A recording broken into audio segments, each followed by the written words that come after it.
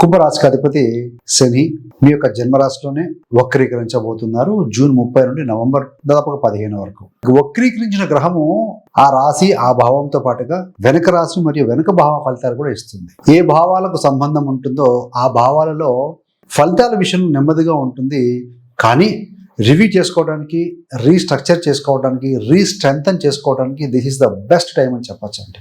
అలా చూసినప్పుడు ఈ యొక్క శనిచరుడు 12వ స్థానం టచ్ చేస్తున్నారు అంటే 12వ స్థానం బలపడుతుంది. 12 అంటే ఆధ్యాత్మికత, స్పిరిచువాలిటీ, సేవ, సర్వీస్, ఇన్వెస్ట్మెంట్, అదేవిధంగా ఐసోలేషన్ కూడా, కొంత లోన్లీనెస్ కావచ్చు, మీలో కూడా ఉంటాము, ఫిలసాఫికల్ థాట్స్ మీద ఎక్కువగా మీ దృష్టి మరలుతుంది ఆటోమేటిక్గా అని చెప్పచ్చండి.